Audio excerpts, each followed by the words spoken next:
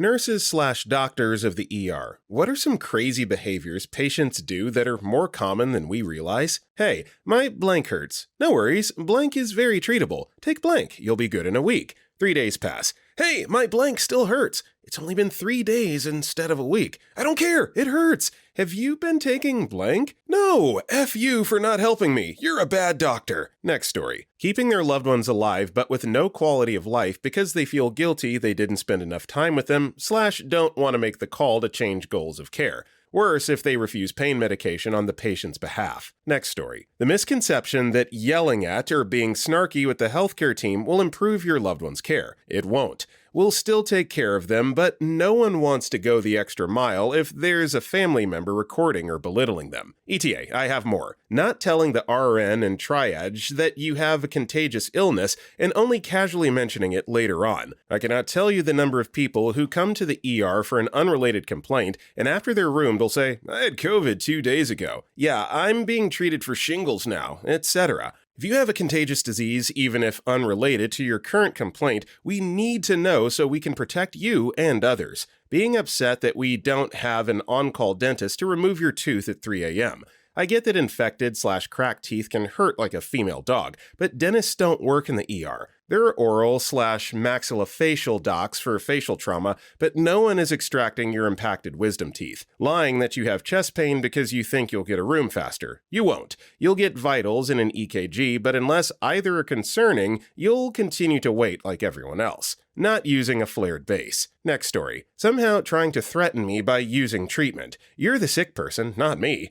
That and the fact that some people don't seem to understand that acting rude, belligerent, condescending, and violent will not get you better care. Next story. They truly believe not being able to eat for 24 hours is unacceptable and will forego tests that could save their life, or at least lead to successful treatment. Connected to this is the number of patients who confide in me that they ate before an operation, but don't tell the doctor. I'm going to tell the doctor. Yeah, this one I don't understand. You can go 24 hours without eating, particularly if it is pertinent to a surgery and operation that you're having done. Just do it, people. Come on. Next story. I went into diabetic ketoacidosis last year, and I was so confused. I was fighting and aggressively pissing myself. I came to blind from the blood sugar and in restraints. My husband told me what I was acting like, and I desperately apologized to the nurses. I was met with empathy, and one said, "Don't apologize. It was exciting." So, if I got that nice reaction from my thrashing rage, I can't imagine how bad it can get. I spent 8 months in the transplant floor, and it was very quiet compared to the ICU and ER. Next story. There's a saying that if you don't want to explain to a nurse how it happened, you probably shouldn't do it.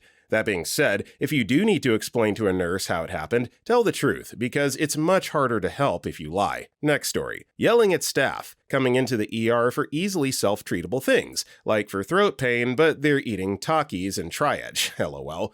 Calling EMS for super minor things like a stubbed toe or tooth pain, refusing to believe drugs and tobacco are the root of their issue, like a hyperemesis with weed, chest pain caused by incessant vaping, cardiac problems from meth, etc. Not picking up their ABX, or whatever we diagnosed them with a few days ago, and then storming into the ER demanding to know why they didn't get better when they never picked up their ABX for their UTI, and now it's our fault it's worsened to a kidney infection. Just a few examples. Next story. How quickly arms become painted on. They've come in for a chest infection, and suddenly they can't wipe their own ass or feed themselves. Quickly learn how to, again, once I ask them whether they need to be evaluated for supports at home, given they can't complete basic ADLs. Next story. I used to work inpatient psych, now in the ER. I started noticing paranoid and delusional behavioral patterns that are shockingly common, but people walking around in normal society with these subclinical issues undiagnosed. Most diagnosis and involuntary holds only happen if they show these behaviors in front of the right people at the right time. Also, people who are completely ignorant of their bodies and what changes are normal versus abnormal. No, the tip of your toe turning black 1 month ago is not normal. And yes, that's why we're now consulting with surgery to see if we can save the rest of the foot. Next story. The amount of people who suddenly cannot lift their arm for you to put the blood pressure cuff on as soon as they're triaged.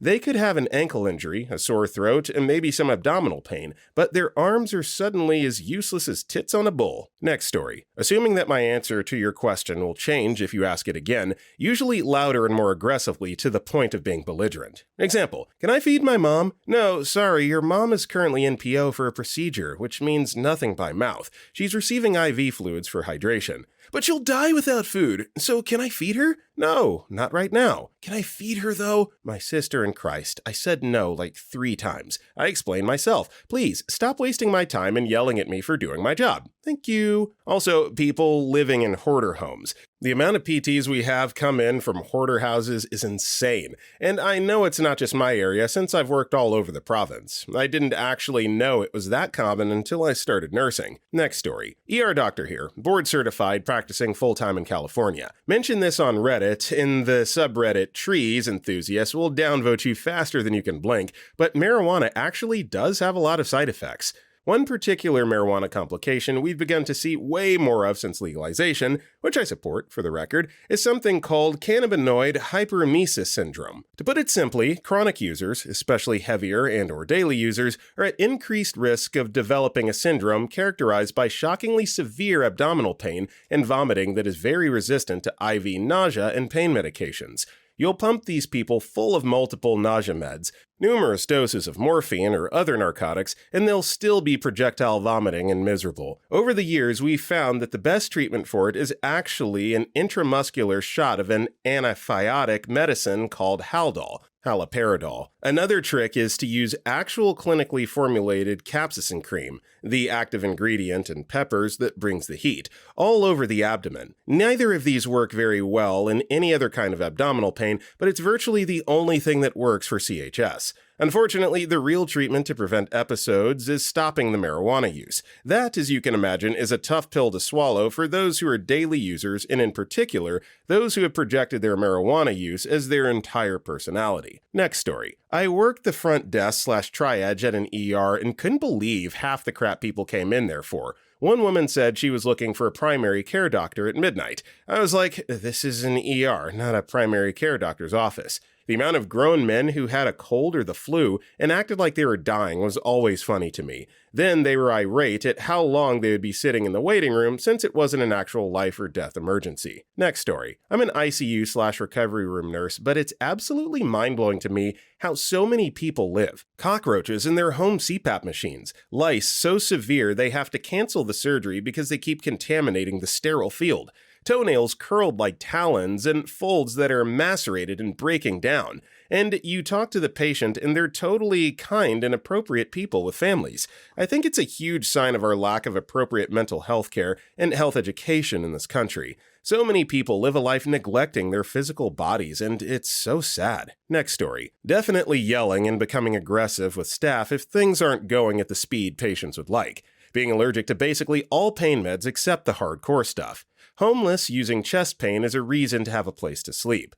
Parents dumping their preteen/teens at the ED for psych evals/crisis and saying they'll be right back and not coming back. Bedbugs. Next story. Men making indecent advances and taking advantage of female staff. They're like 20 to 35, especially men of the ages 45 to 65. You mean to tell me if I walked into your ER bay with a full rack of ribs straight from the south, you could hold and eat them perfectly without issue, but you need help putting your chicken in a urinal because you suddenly can't, all because you have the flu? Knock it off. Yeah, this is kind of sick and disgusting, like creepy old guys that prey on the younger nurses and practitioners in the office. That's just gotta stop. Gross. Next story. Saying they did nothing for me at XYZ hospital, but per medical records, they had every blood test you could think of, ECG, chest x-ray, CT angiogram, ultrasound, etc. What they mean is XYZ hospital didn't find a clear diagnosis for the symptoms. People forget that the entire purpose of the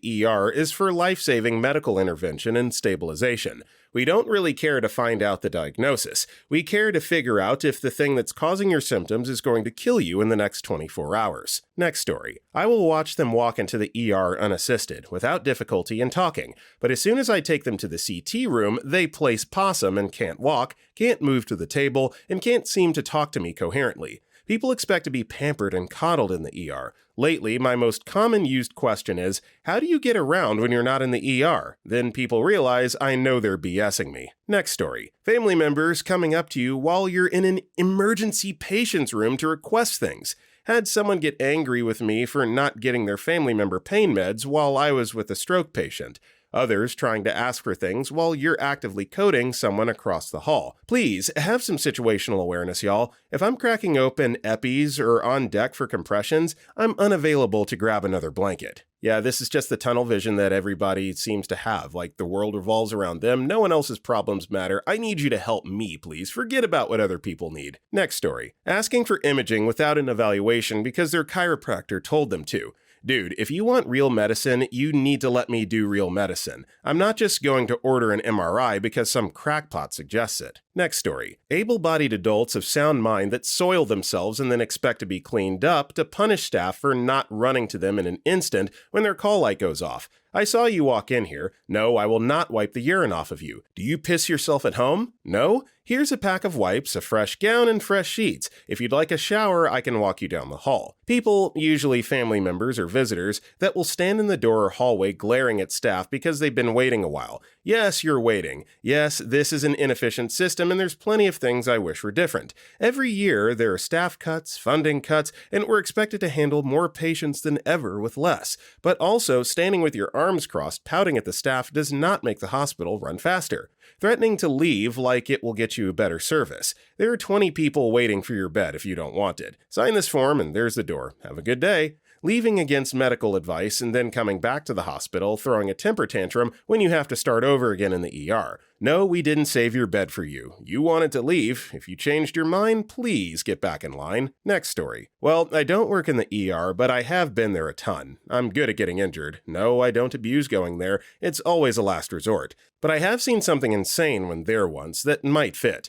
I was in the waiting area. It had already been over 30 minutes wait, but that was fine. I'd injured my hand and wrist pretty badly and needed to rule out a break, but I was able to wait just fine. There were other people in the waiting room, including this one guy. I don't know what was wrong with him, but he didn't look sick or injured. But what do I know? No judgment. Then in comes a mom, I assumed, with a boy, no older than 10, with his entire lower leg wrapped in bloody towels. He'd cut open his entire front of the lower leg, obviously something that might need stitches, at least getting it clean to avoid infection, and again, obviously something more pressing to be assessed by the doctor than my injured wrist. But this dude that looked and sounded, from this next part, pretty fine too, and who had been there shorter than me, started yelling he'd been there first and had waited at least an hour. I had been there a little over 30 minutes, and I was there before him, and that it was unfair that they'd taken the boy in before him. He needed to talk to a doctor, and there was a line. Dude. He still sulked after being told how an ER works, and I was fetched to get my hand and wrist looked at. My teacher, who brought me to the ER, being a minor and away at school, told me he even sent us dirty looks. But I mean, by his standard, at least I was there first. Next story. Demanding tests and diagnostics for chronic illnesses or conditions when they've all seen the specialists in town already. Ma'am, if GI has scoped all your holes, biopsied all your guts, and didn't give you an answer, we're not going to be able to cure you today in the ED. The medical specialty of the ER is emergency. It even says it on the side of the building. Next story. Public service announcement. Research the hospitals in your area. Not all hospitals are the same. Know what services they do or don't have, and consider this in where you decide to go. This is particularly important for pediatrics. If you're a parent, please locate children's hospitals in your area and have a plan if needed to go there. Many hospitals do not have inpatient pediatrics or a pediatric ICU. Look this information up before you're in a stressful situation with a sick child. If you have just had surgery at a specific hospital and you have a complication, please go back to the original hospital. A different hospital won't necessarily be able to view your records, and your surgeon likely doesn't have privileges there. In all these cases, if you cannot be treated, you will be transferred, which can take multiple hours to days depending on transportation, weather, and bed availability. Obviously, this is all location and situation specific. If someone's not breathing, go to the nearest ER. If you're rural, you might not have many options, but please do some research and be thoughtful about where you go. Next story. Calling an ambulance does not bring you to the front of the line. You'll get trialed and stuck in the waiting room like everyone else, unless Triage deems you sick enough for immediate attention. Follow up. If you leave the waiting room, call EMS from 2 blocks away. We'll sit your ass right back in the waiting room where you were 15 minutes ago. Next story. Not a doctor, but I gave this advice to one of my sisters, who's a nurse. I simply told her, if a parent is refusing to give a child treatment, like a vaccine, ask if they'll subject them to an allergy test. The idea is to see if the parents are willing to prove that justification to the objection to the vaccine. She gave it a try and managed to outcouple parents were clueless in their beliefs over the child's health.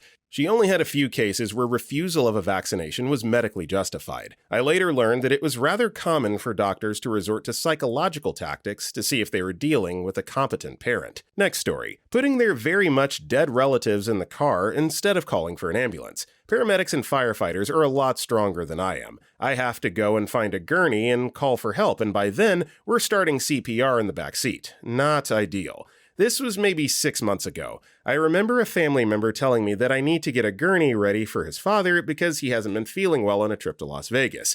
My hospital is based in Los Angeles. They drove for 4+ hours to get him back, and he just got worse and worse. Took 3 of us to haul his father from the car and onto a gurney. My tech almost got hit by another car in the parking lot while we were dealing with this. I understand that people don't want to deal with a huge ambulance bill, but that situation was so dangerous for my staff and ultimately the patient. He was oxygen deprived for so long and had a bad outcome. Next story. Worked in a hospital for a year or so, long ago, and 2 things come to mind. Some patients were communicating while sedated during small operations. They did not remember anything. They were not awake. But yeah, we had a girl who was literally speaking with staff during operation. The will to live is really a thing. There were people who had really not such major medical conditions, but you still could tell they will not leave the hospital alive. Next story. I was probably one of these people. I was very sick with my eating disorder and made to go to the ER. I sat and waited, and when called after my bloods came in, they wanted multiple IV bags run straight away. As soon as I heard glucose, I panicked and tried to leave and refuse treatment because I was fine. Doctors and nurses tried to explain I was unwell, but I refused to listen, and I was generally a pain in the arse. I'm sorry. I was put on a treatment order and treated anyway and wasn't allowed home for a while. Now I'm doing better. I realize how I wasn't able to think clearly and wish I'd acted better and made the hospital staff's job a little easier. Next story. 26 years later, I still feel horrible for telling off a nurse,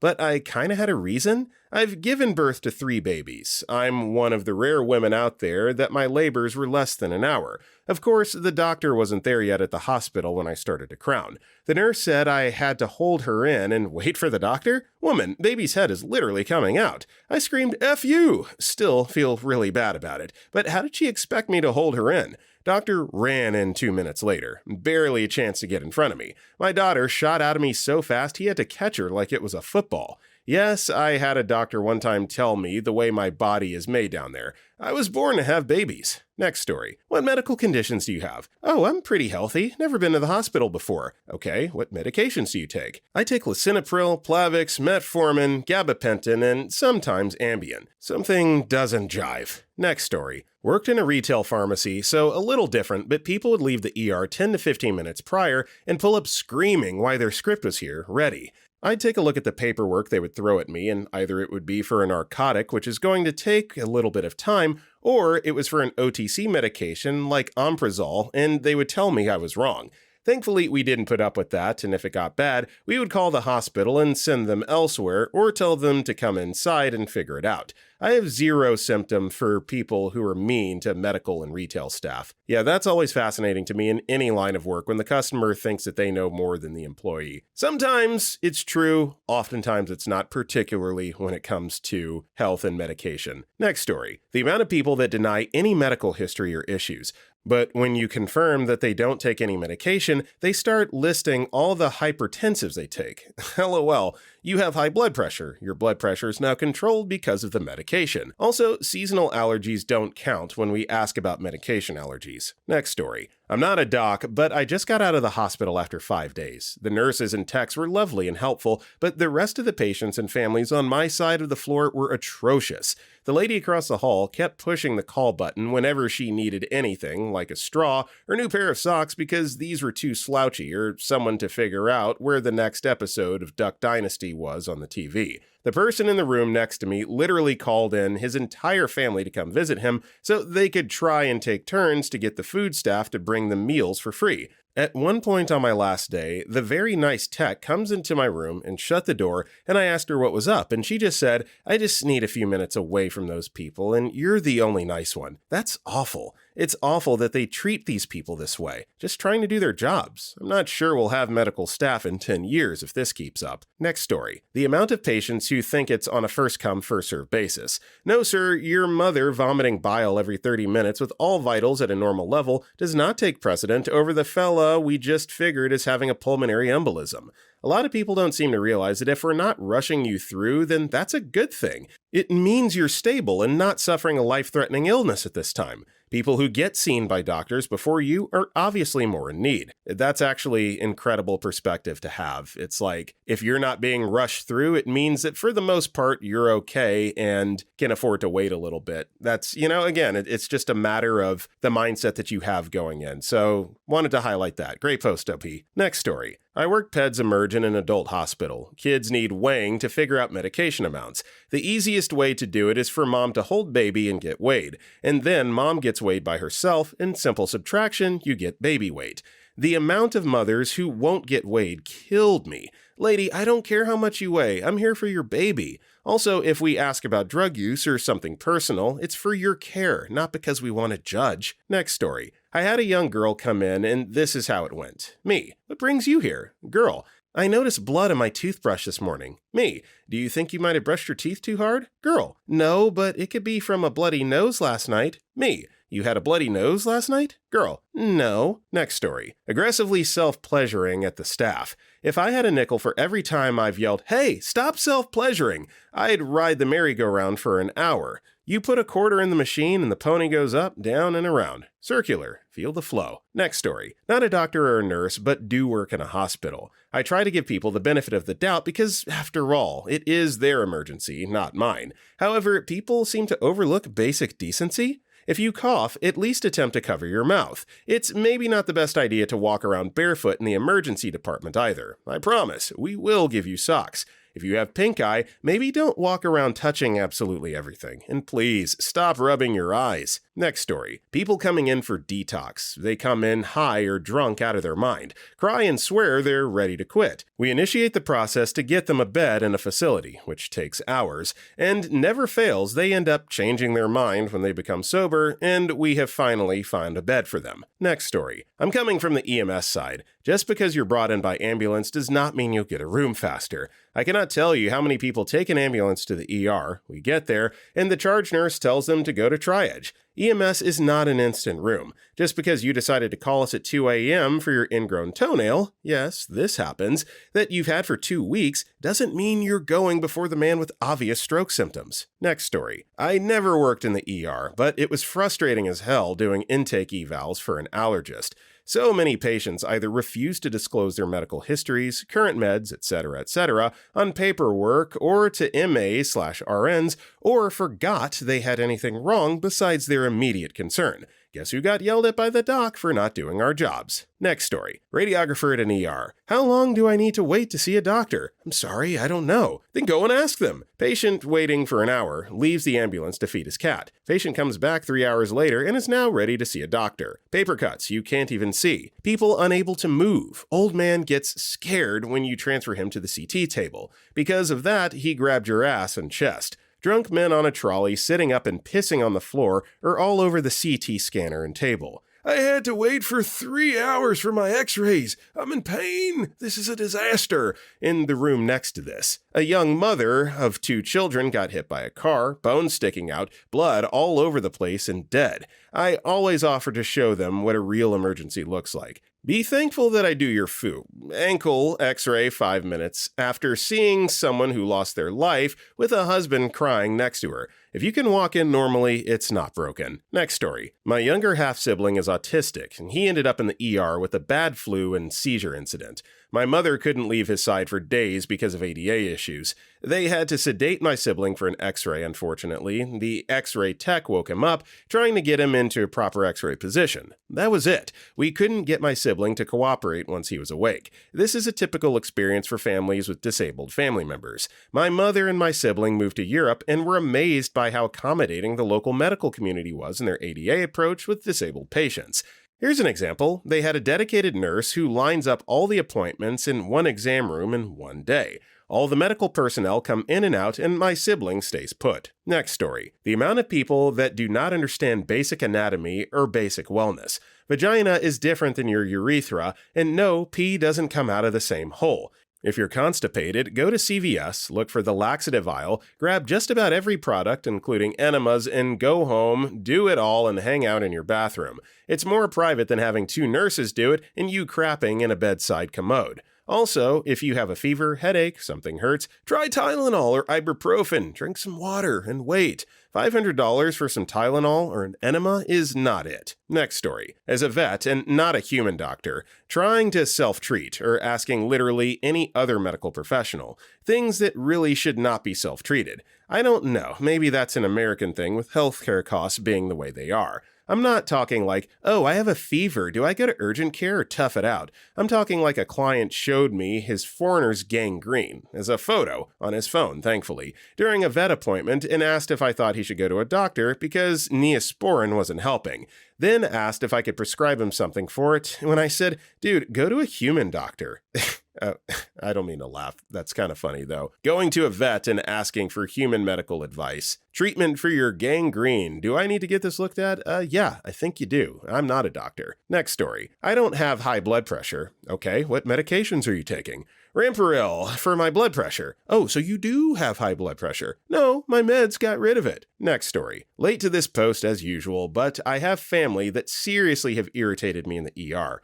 Not long ago, I had my uncle to the ER. He was complaining of chest pain, already has a pacemaker and previous open heart surgery, so I took it very seriously. Once we were there, he turned into a jerk, complained about crap constantly. He got upset every time staff walked back out because they closed the door behind them. That's not them trying to piss you off, Unc. That's respect. He complained because he wasn't rushed a warm blanket when he said, I'm cold.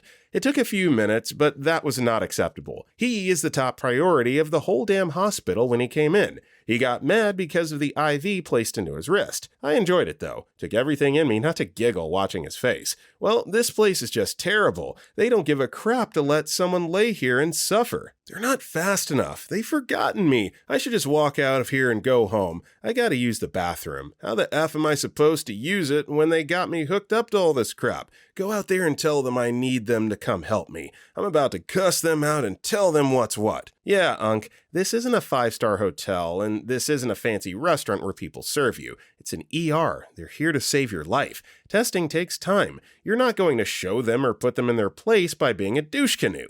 As a matter of fact, these people have spent a great portion of their lives to be able to save yours, and you don't treat me that way, so why do you do it to them? I'm not qualified to save your life. You don't treat me like crap. They are, and that's their job. Why do it to them? You're supposed to have one foot in the grave with how you were acting earlier, which is why you're here. And now your biggest complaint is how long it's taking or they don't cater to you? For F's sake. Next story. People are a-holes. We're speaking up about abuse, but it's not enough because our hospitals don't back us up. Because the a-holes are an income stream.